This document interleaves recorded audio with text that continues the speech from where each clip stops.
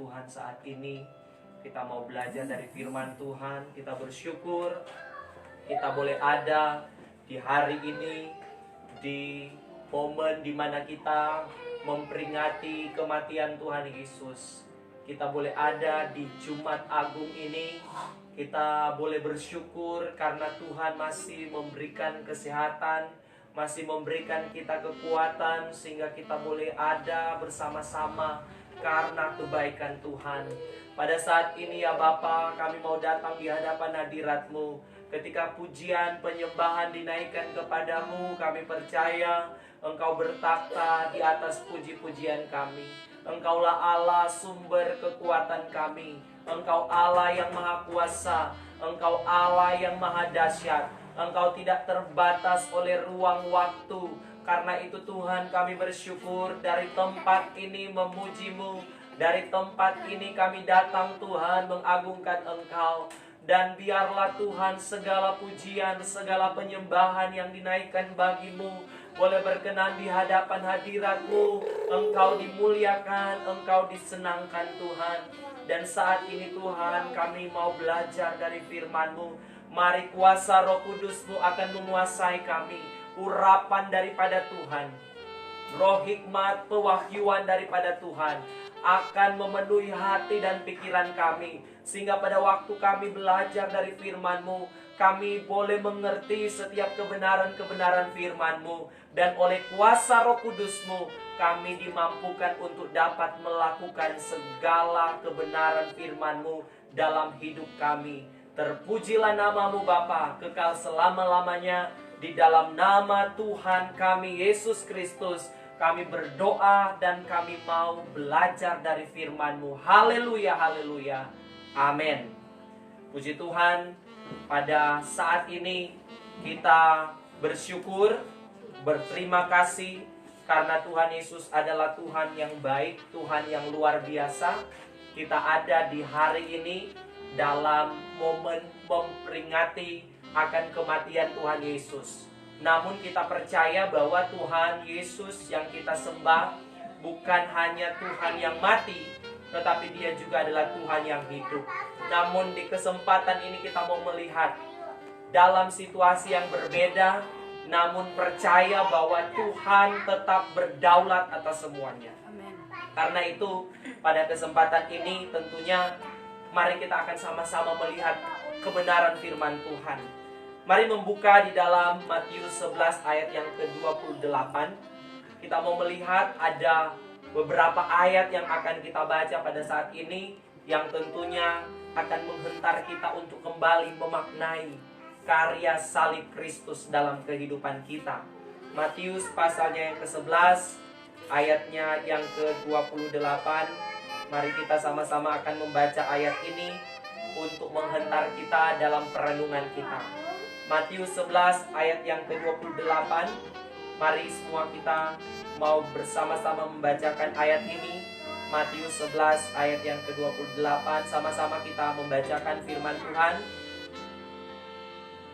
dalam hitungan yang ketiga. 1, 2, 3. Marilah kepadaku semua yang letih lesu dan berbeban berat, aku akan memberi kelegaan kepadamu. Sekali lagi saya bacakan untuk kita. Dikatakan firman Tuhan dalam Matius pasal 11 ayatnya yang ke-28. Marilah kepadaku semua yang letih lesu dan berbeban berat, aku akan memberikan kelegaan kepadamu.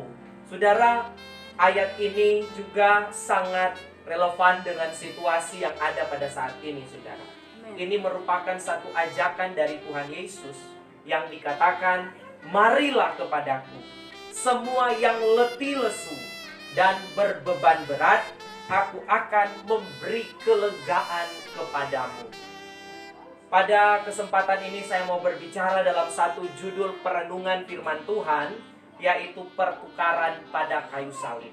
Pertukaran pada kayu salib, ya.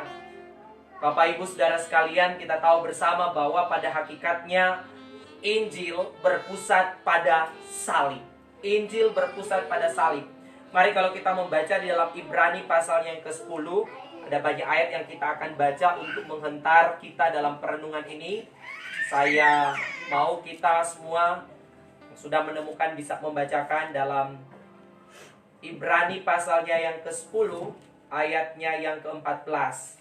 Ibrani 10 ayat yang ke-14, firman Tuhan di sana berkata, sebab oleh satu korban saja Ia telah menyempurnakan untuk selama-lamanya mereka yang Ia kuduskan. Kita tahu bersama, dalam perjanjian lama, orang-orang percaya, umat-umat kepunyaan Tuhan harus senantiasa mempersembahkan korban berupa kambing domba. Untuk apa? Untuk penebusan dosa, untuk penebusan salah mereka. Namun dalam firman Tuhan yang kita baca, Ibrani 10 ayatnya yang ke-14 ini dikatakan di sana, sebab oleh satu korban saja Ia telah menyempurnakan untuk selama-lamanya mereka yang Ia kuduskan. Jadi saudara, memang Injil berpusat pada salib atau korban Kristus yang adalah korban yang sempurna satu kali untuk selama-lamanya. Di dalam Filipi pasal 4 ayat yang ke-19, Filipi pasal 4 ayat yang ke-19 di sana dikatakan,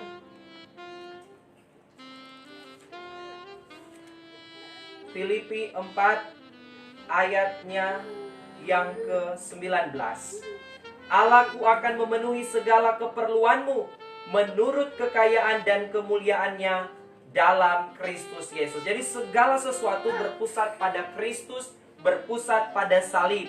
Dan melalui salib ini saudara, dan hanya melalui salib inilah kita akan menerima segala sesuatu yang kita butuhkan. Seperti dalam Filipi 4 ayat 19 tadi dikatakan bahwa kita akan menerima segala sesuatu yang kita butuhkan atas persoalan-persoalan, jawaban atas masalah-masalah kita, serta kelepasan dari beban-beban yang menindih kita, seperti juga ajakan juru selamat, marilah kepadaku, semua yang letih lesu dan berbeban berat, aku akan memberikan kelegaan kepadamu. Jadi ada begitu banyak masalah, ada begitu banyak persoalan, ada begitu banyak tantangan pergumulan yang kita hadapi. Namun Alkitab berkata bahwa kita dapat menerima segala jawaban hanya di dalam kuasa salib Kristus Yesus. Nah, karena itu seperti yang saya sampaikan tadi, bahwa kita akan melihat kebenaran firman Tuhan tentang pertukaran pada kayu salib. Saudara-saudara, Alkitab mengungkapkan beberapa aspek dari pertukaran pada kayu salib. Ada beberapa aspek yang dinyatakan oleh kebenaran firman Tuhan, serta hal-hal yang tercakup di dalamnya. Namun dalam masing-masing aspek ini berlaku prinsip yang sama, yaitu segala hal buruk ditimpakan kepada Yesus, supaya hal yang baik dapat dianugerahkan kepada kita.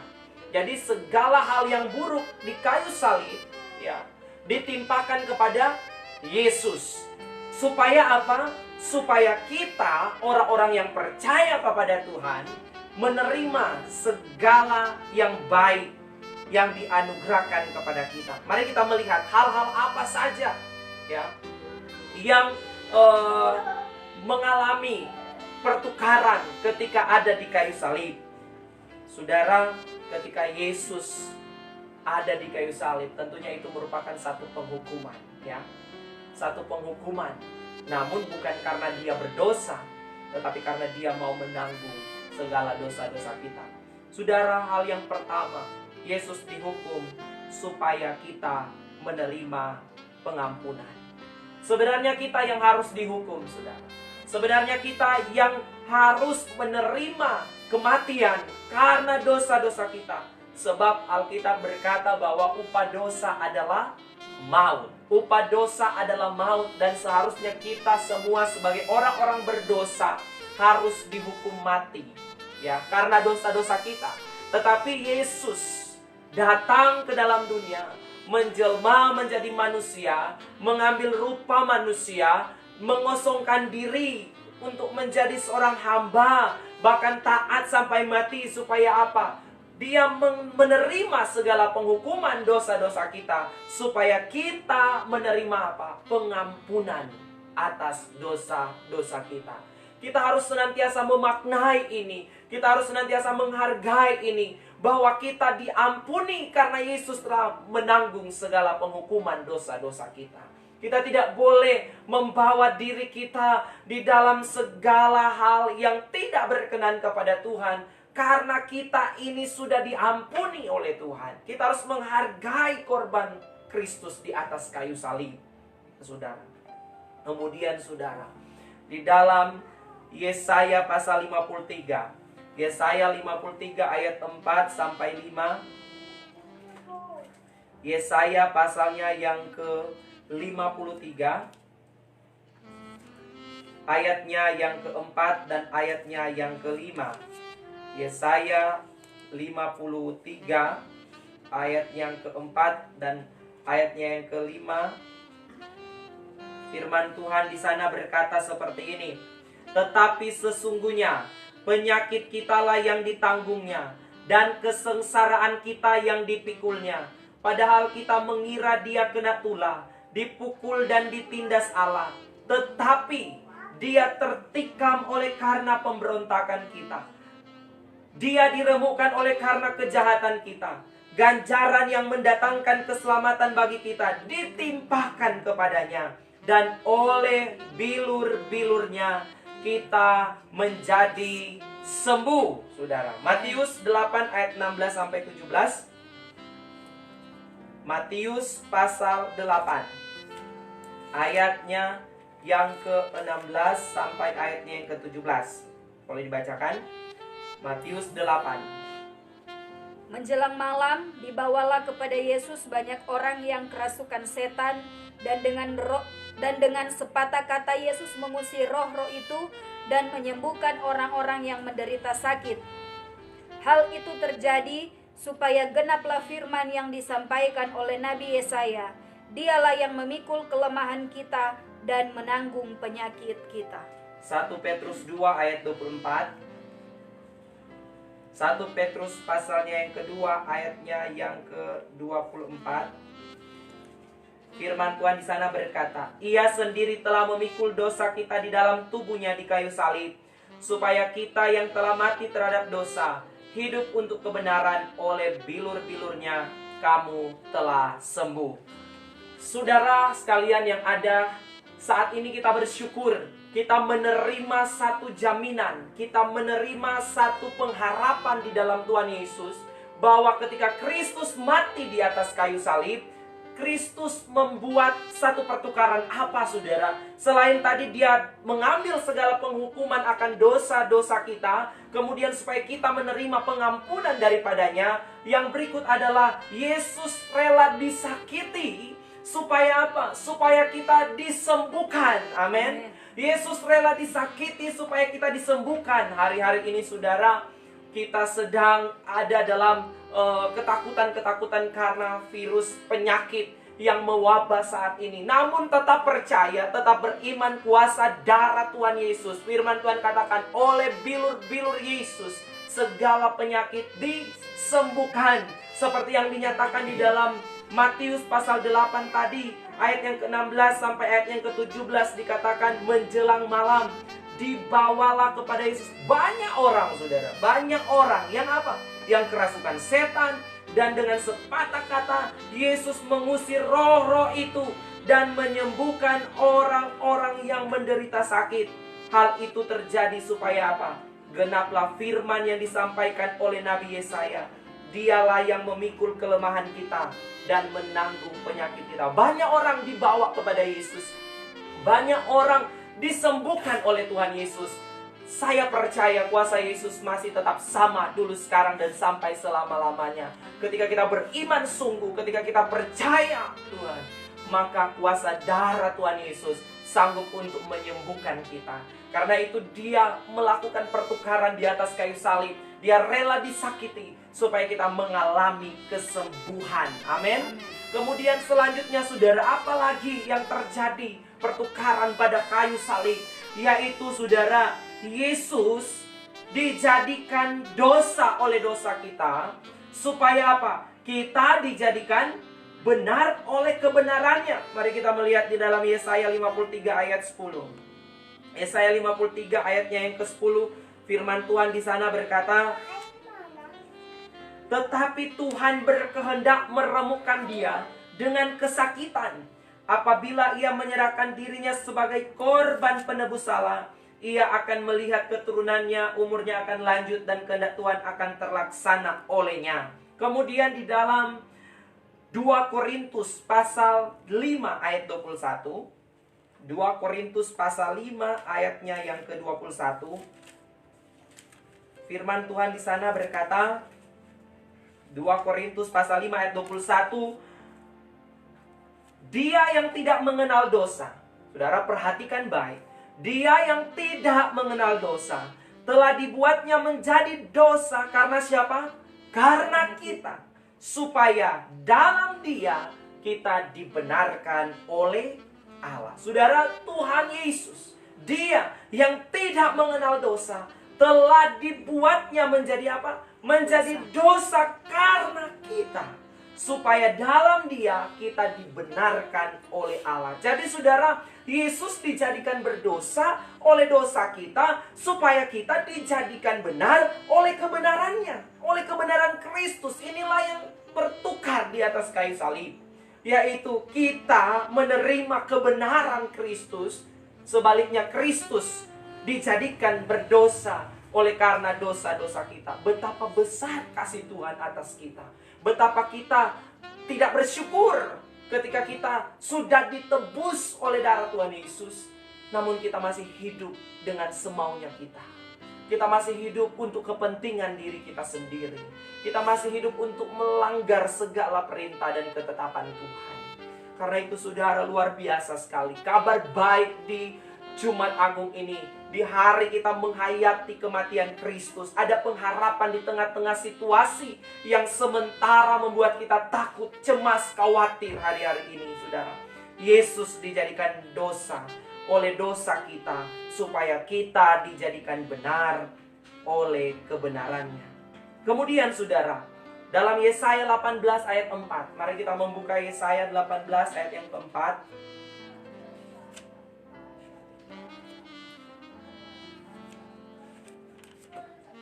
Maksud saya Yeskiel, kita melihat dalam Yeskiel pasal 18 ayat yang keempat.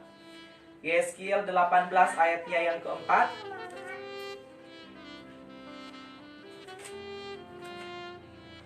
Yeskiel pasal 18 ayat yang keempat, di sana dikatakan, sungguh semua jiwa aku punya, baik jiwa ayah maupun jiwa anak aku punya, dan orang yang berbuat dosa itu yang harus mati. Saudara, dikatakan ini menyatakan bahwa semua jiwa siapa punya?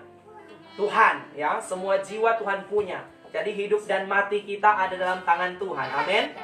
Hidup dan mati kita ada dalam tangan Tuhan. Kemudian di dalam Yakobus 1 ayat 15, kita melihat pertukaran selanjutnya yang terjadi di atas kayu salib. Yakobus 1 ayat 15. Apa yang dikatakan firman Tuhan di sana? Dan apabila keinginan itu telah dibuahi, ia melahirkan dosa.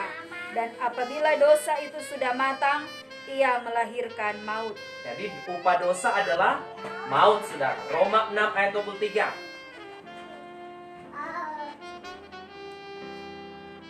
Roma pasal 6 ayat 23. Firman Tuhan berkata, sebab upah dosa ialah maut, tetapi karunia Allah ialah apa? Hidup yang kekal dalam Kristus Yesus Tuhan kita, saudara. Pertukaran yang terjadi di atas kayu salib selanjutnya adalah Yesus menjalani kematian bagi kita, supaya kita menerima kehidupannya. Amin. Jadi saudara, Yesus terima segala konsekuensi dosa, yaitu kematian. Sebab upah dosa ialah maut, saudara. Namun karunia di dalam Kristus Yesus adalah kehidupan yang kekal, saudara. Ketika kita percaya kepada Tuhan Yesus, lewat korban salib, lewat kematiannya di atas kayu salib, Dia memberikan kita penebusan dan juga memberikan kita jaminan kehidupan yang kekal. Jadi Dia rela menerima kematian akibat dosa-dosa kita, supaya kita menerima kehidupan Sungguh suatu hal yang luar biasa, saudara. Ketika kita merenungkan kembali pengorbanan Kristus, saudara. Siapakah kita ini, saudara? Kita sebenarnya tidak layak. Kita sebenarnya tidak berhak ya untuk menerima semuanya. Namun inilah kasih karunia yang diberi oleh Tuhan bagi kita. Terjadi pertukaran di atas kayu salib. Kristus menerima kematian bagi kita, supaya kita menerima kehidupan oleh karena kematiannya. Selanjutnya, kita melihat di dalam 2 Korintus 8. 2 Korintus pasalnya yang ke-8, ayatnya yang ke-9. 2 Korintus pasalnya yang ke-8, ayatnya yang ke-9. Firman Tuhan berkata apa di sana? 2 Korintus 8 ayatnya yang ke-9. Karena kamu telah mengenal kasih karunia Tuhan kita Yesus Kristus, bahwa Ia yang oleh karena kamu menjadi apa? Menjadi miskin sekalipun Ia kaya, supaya kamu menjadi kaya oleh karena kemiskinannya. Luar biasa, saudara, hal yang terjadi pertukaran di atas kayu salib. Satu hal lagi, yaitu Yesus mengalami kemiskinan kita, supaya kita menikmati kelimpahan daripadanya. Amin. Yesus mengalami kemiskinan kita, supaya kita menikmati kelimpahannya. Luar biasa, saudara. Namun mungkin akan muncul pertanyaan bagi kita. Kapan Yesus menjadi miskin demi kita? Kapan Yesus menjadi miskin demi kita? Jawabannya adalah ketika Dia berada di kayu salib, saudara. Ketika Dia berada di atas kayu salib. Musa dalam Ulangan 28 ayat 48. Ulangan 28 ayat yang ke-48. Apa yang dikatakan di dalam Ulangan pasalnya yang ke-28, ayatnya yang ke-48. Ulangan 28 ayatnya yang ke-48. Firman Tuhan di sana, maka dengan menanggung lapar dan haus, dengan telanjang dan kekurangan akan segala-galanya, engkau akan menjadi hamba kepada musuh yang akan disuruh Tuhan melawan engkau. Ia akan membebaskan kuk besi ke atas tengkukmu sampai engkau dipunahkannya. Dalam Ulangan 28 ayat 48 ini ada memakai 4 ungkapan untuk menggambarkan kemiskinan total. Jadi Musa menggambarkan kemiskinan total adalah 4 ungkapan di dalam Ulangan 28 ayat yang ke-48 ini. Yaitu apa? Lapar, saudara. Ya, mengalami apa? Kelaparan, haus, ya, dahaga, kemudian apa? Telanjang, dan tidak mempunyai apa-apa. Nah, ini terjadi pada Yesus di atas kayu salib. Yesus mengalami semuanya itu ketika Dia berada di atas kayu salib, saudara. Ia merasa lapar, saudara. Ia tidak makan hampir selama 24 jam, saudara. Dia lapar, saudara. Kemudian apa? Alkitab mengatakan juga bahwa Dia merasa haus. Dia merasa haus. Aku haus, saudara. Kemudian apa? Dia juga ada dalam keadaan telanjang, ditelanjangi. Kemudian apa, saudara? Dia tidak punya apa-apa. Alkitab berkata, mayatnya dibungkus dengan jubah pun pinjaman dan dikubur dalam makam milik orang lain, saudara. Ya, saudara, Yesus mengalami kemiskinan kita supaya apa? Supaya kita menikmati kelimpahannya. Amin. Yesus mengalami kemiskinan kita supaya kita mengalami kelimpahannya. Sungguh luar biasa, saudara. Tidak ada Tuhan sama seperti Yesus. Kita bersyukur, saudara. Kemudian, saudara, kelimpahan yang diberikan oleh Tuhan kepada kita dimaksudkan untuk apa, saudara? Kristus menjadi miskin supaya kita menjadi kaya oleh karena kemiskinannya. Untuk apa, saudara? Apakah untuk gagah-gagahan saja? Ya, saudara, dalam 2 Korintus 9 ayat 8. 2 Korintus 9 ayat 8. Firman Tuhan mengatakan apa di sana? Mari kita lihat bersama-sama dalam 2 Korintus pasalnya yang ke-9 ayatnya yang ke-8. Firman Tuhan berkata, dan Allah sanggup melimpahkan segala kasih karunia kepada kamu, supaya kamu senantiasa apa? berkecukupan di dalam segala sesuatu, dan malah berkelebihan di dalam pelbagai kebajikan. Kemudian kita melihat di dalam Kisah Para Rasul 20 ayatnya yang ke-35. Kisah Para Rasul pasalnya yang ke-20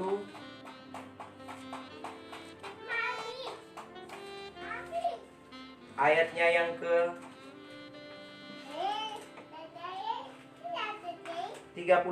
Firman Tuhan berkata di sana, dalam segala sesuatu telah kuberikan contoh kepada kamu, bahwa dengan bekerja demikian kita harus membantu orang-orang yang lemah dan harus mengingat perkataan Tuhan Yesus, sebab Ia sendiri telah mengatakan adalah lebih berbahagia memberi daripada menerima. Jadi saudara, Kristus rela menjadi miskin supaya kita menerima segala kelimpahan.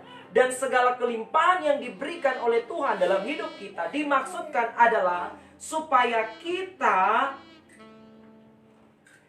berlimpah-limpah di dalam apa, saudara? Dalam kebajikan. Di dalam kebajikan, saudara.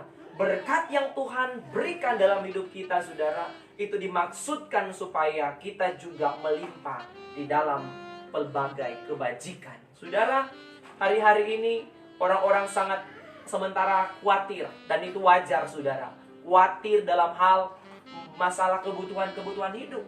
Masalahnya ketika mereka tidak bekerja, ketika mereka ada di dalam rumah, apa yang mereka akan terima, peroleh. Namun yakinlah saudara, kita percaya bahwa Tuhan Allah sanggup mencukupkan segala kebutuhan kita. Amin. Dia sanggup mencukupkan kebutuhan kita. Dan kita yang berkelimpahan, mari kita juga memperhatikan orang-orang lain dalam keberadaan kehidupan kita. Selanjutnya, saudara, apalagi yang ditukar, terjadi pertukaran di atas kayu salib. Dalam Ibrani pasal 12 ayatnya yang kedua. Ibrani pasal 12 ayatnya yang kedua, apa yang dikatakan firman Tuhan di sana? Ibrani 12 ayat yang kedua. Firman Tuhan berkata, marilah kita melakukannya dengan mata yang tertuju kepada Yesus, yang memimpin kita dalam iman, dan yang membawa iman kita itu kepada kesempurnaan, yang dengan mengabaikan kehinaan, tekun memikul salib, ganti sukacita yang disediakan bagi Dia yang sekarang duduk di sebelah kanan takhta Allah. Saudara, yang selanjutnya adalah Yesus menanggung rasa malu kita supaya kita diterima supaya kita menerima kemuliaannya, saudara. Jadi Yesus menanggung rasa malu kita supaya kita menerima kemuliaannya. Saudara, perhatikan baik bahwa rasa malu akibat dilecehkan dan sebagainya itu ya terjadi. Ya, Yesus dilecehkan sedemikian rupa pada waktu penangkapan, dan pada saat Dia disalibkan, Dia permalukan luar biasa. Jadi Yesus mengalami rasa malu kita. Dia mengambil rasa malu kita dan sebagainya yang menyebabkan luka-luka batin yang parah. Supaya apa? Supaya kita menerima kemuliaannya. Saudara, ketika ditelanjangi, saudara, siapa yang tidak malu? Ketika dipukul, yaitu perlakuan yang luar biasa. Ketika diludahi, ketika diolok-olok, saudara, ini menyatakan bahwa Yesus mengalami kehinaan. Dia menanggung segala rasa malu kita supaya kita menerima kemuliaannya. Hal yang luar biasa. Selanjutnya, di dalam Matius 27 ayat yang ke-46 dan 50. Matius 27. Matius pasalnya yang ke-27 ayatnya yang ke-46 dan ayatnya yang ke-50. Matius 27 ayat yang ke-46 dan ayatnya yang ke-50. Kira-kira jam 3 berserulah Yesus dengan suara nyaring, Eli, Eli, lama sabatani, artinya Allahku, Allahku, mengapa engkau meninggalkan aku? Ayatnya yang ke-50. Yesus berseru pula dengan suara nyaring, lalu menyerahkan nyawanya. Saudara, seolah-olah pada waktu itu ya, ketika kita membaca, kita melihat ya, memang benar bahwa pada saat itu Ya, Yesus berseru, Eli, Eli, lama sabatani. Allahku, Allahku, mengapa engkau meninggalkan aku? Penderitaan ini begitu berat. Dan saudara, dikatakan di sana bahwa dia berseru dengan suara nyaring. Bahkan dia berseru lagi dengan suara nyaring, saudara. Kemudian menyerahkan nyawanya. Artinya apa? Yesus menanggung ketertolakan kita supaya kita diterima oleh Bapa. Amin. Seperti ya itu, ketertolakan kita, ya dia terima, dia tanggung, ya, karena dia sedang menanggung segala dosa-dosa kita, sehingga dia mengalami ketertolakan. Dan dikatakan di sana bahwa dia menanggung, ya, pertukaran selanjutnya adalah dia menanggung ketertolakan kita supaya kita diterima oleh Bapa. Biasanya perasaan ini timbul, saudara, karena terputusnya hubungan tertentu. Ya, tertolak. Jadi ada terputusnya hubungan tertentu karena ada dosa. Mas seperti Yesus dengan Bapa, karena dia menanggung dosa, segala dosa ditimpakan kepadanya pada saat itu, sehingga seolah-olah Bapa meninggalkan dia. Kemudian saudara, biasanya juga anak yang tertolak dari orang tua, kemudian baik diperlakukan kasar dan buruk, atau kehadirannya tidak diharapkan. Saudara, ini yang terjadi, ketertolakan, saudara. Ada banyak hal ya yang terjadi. Anak ya diperlakukan kasar oleh orang tua, bahkan mungkin kelahirannya tidak diharapkan, saudara, ya. Mengalami apa, saudara? Ketertolakan. Kemudian apa? Kehancuran rumah tangga. Ini tentang ketertolakan. Kehancuran rumah tangga juga menjadi penyebab timbulnya rasa tertolak, saudara. Namun kita percaya di dalam salib Kristus, dia telah menerima atau mengambil segala ketertolakan kita supaya kita diterima oleh Bapa. Luar biasa sekali. Efesus 1 ayat 5 sampai 6.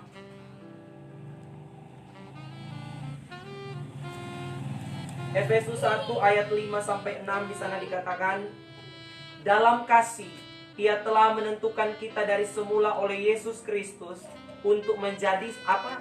Anak-anaknya, sesuai dengan kerelaan kehendaknya, supaya apa, saudara? Supaya terpujilah kasih karunia-Nya yang mulia yang dikaruniakannya kepada kita di dalam Dia yang dikasihnya. Saudara perhatikan, dalam kasih ia telah menentukan kita dari semula. Oleh siapa? Oleh Yesus Kristus. Untuk menjadi apa? Untuk menjadi anak-anaknya. Kita diterima menjadi apa? Anak-anak Allah. Luar biasa, saudara, ya. Sehingga kita dapat memanggil dia Aba, ya Bapa.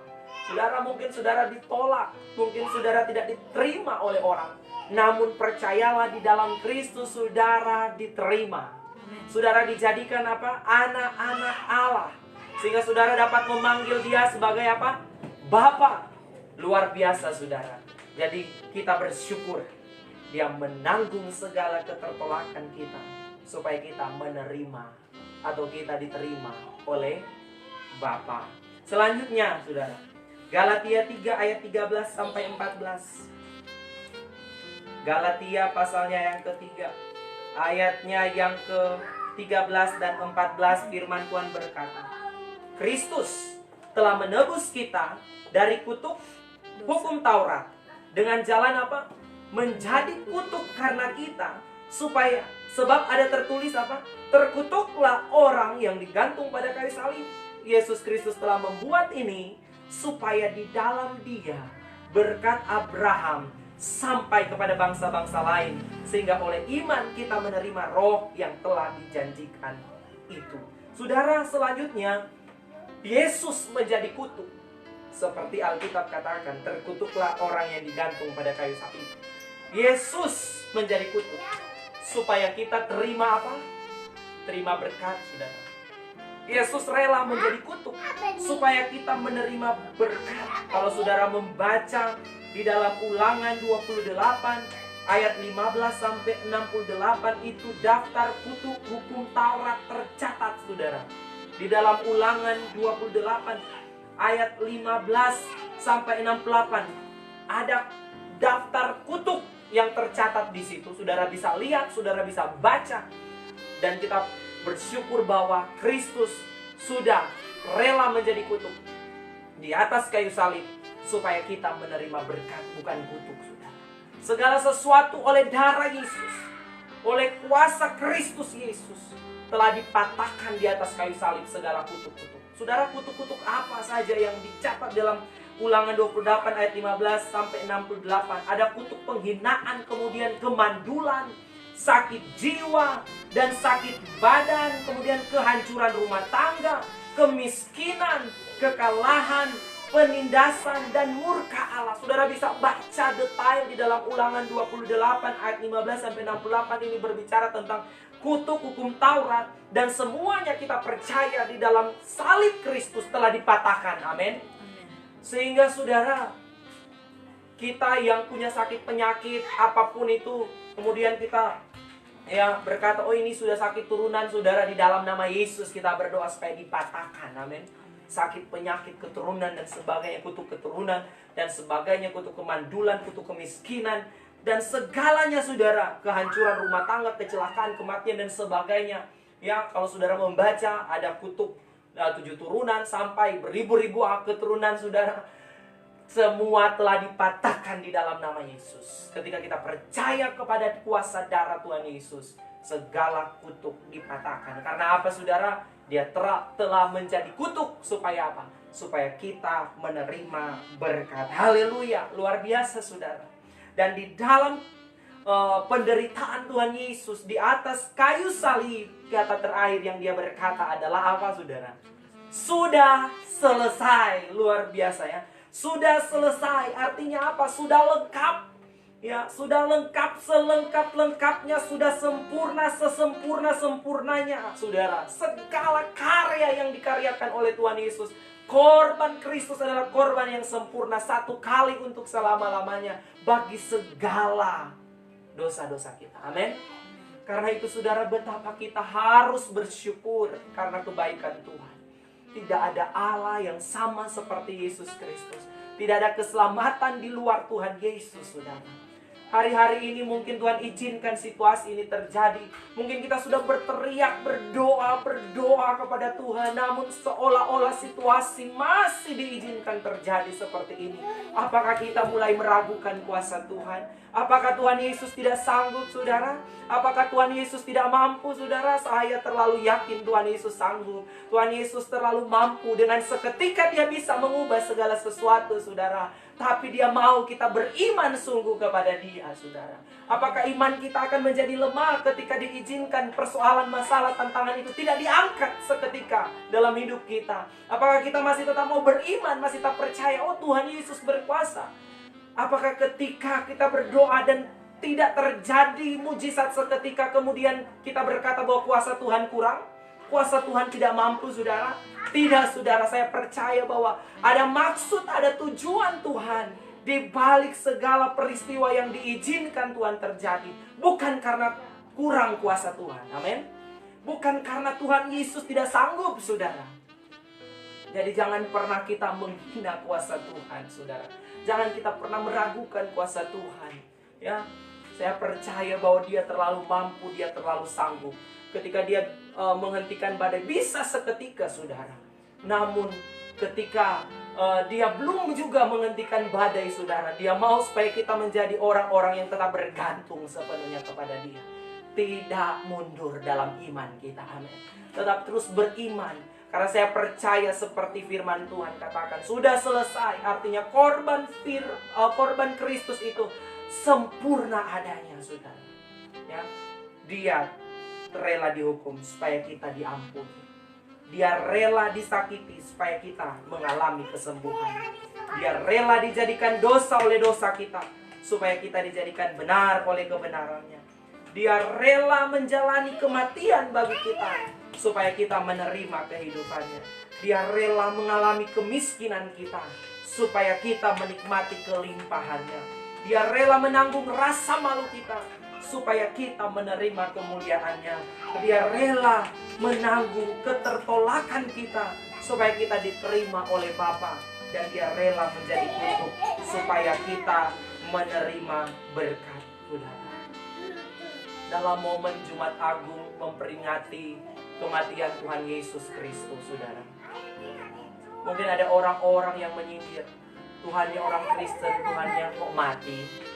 Tapi Tuhan Yesus bukan Tuhan yang hanya mati, tapi kita juga akan rayakan kebangkitan. Amin. Luar biasa, saudara. Yang harus kita lakukan adalah di dalam menghayati kematian Kristus adalah mari kita tetap ingat dalam 1 Yohanes 1 ayat 9. 1 Yohanes 1 ayatnya yang ke-9. Firman Tuhan berkata, jika kita mengaku dosa kita, maka Ia adalah setia dan adil, sehingga Ia akan mengampuni segala dosa kita dan menyucikan kita dari segala kejahatan. Amin. Tidak ada satupun orang di dunia ini yang kebal terhadap dosa. Siapapun dia, hamba-hamba Tuhan sekalipun. Tidak ada satu orang pun di dunia ini yang kebal terhadap dosa. Karena itu kita harus selalu datang di hadirat Tuhan dengan penuh kerendahan hati, menghayati Kristus sudah mati untuk dosa-dosa kita. Kita yang berdosa ini senantiasa datang kepada Tuhan, mengaku segala dosa-dosa kita. Alkitab berkata bahwa jika kita mengaku dosa kita, maka Dia Tuhan yang setia, Dia Tuhan yang adil. Dia akan mengampuni segala dosa kita dan menyucikan kita dari segala kejahatan. Saudara, jangan sampai kita yang sudah jadi Kristen, kita yang sudah percaya kepada Tuhan Yesus, namun hidup kita masih hidup di dalam dosa. Padahal Kristus sudah mati untuk menebus dosa-dosa kita, saudara. Mari kita datang terus. Kita mengaku dosa-dosa kita di hadapan Tuhan. Terima pengampunan dari Tuhan. Terima anugerah daripada Tuhan. Terima segala berkat daripada Tuhan. Dan kita percaya ketika kita ada di dalam hidup yang memuliakan Tuhan, mujizat pasti dinyatakan Tuhan atas kita. Waktu Tuhan selalu yang terbaik. Mari kita mau berdoa sama seperti Tuhan Yesus. Biarlah bukan kehendakku yang jadi, melainkan kehendak-Mu. Dan mari kita tetap beriman seperti Sadrak, Mesak, dan Abednego. Kalau Tuhan sanggup menolong, Dia akan menolong. Amin. Kalau Dia pun tidak tolong, kita tetap beriman kepada Tuhan. Tidak akan bergeser iman kita. Amin. Saya percaya dalam situasi ini pun, saudara, ya, kalau Tuhan sanggup untuk menghentikan, Tuhan sanggup. Namun kalau sekiranya belum, Dia masih mengizinkan, jangan ragu. Dia sanggup. Dia tidak berkurang kuasanya. Amin. Dia tidak berkurang kekuatan, kedahsyatan kuasanya. Kita harus tetap terus beriman. Jangan iman kita dihina, saudara. Ya, dipermalukan karena akhirnya kita mundur. Ya, ternyata Tuhan kita tidak sanggup. Bukan tidak sanggup, saudara. Dia terlalu mampu. Tetapi ada maksud Tuhan. Ketika Dia mengizinkan segala sesuatu terjadi, itu yang perlu kita maknai dalam segala peristiwa yang terjadi. Tuhan Yesus memberkati kita. Terimalah segala berkat yang telah dikerjakan oleh Tuhan di atas kayu salib. Mari kita akan datang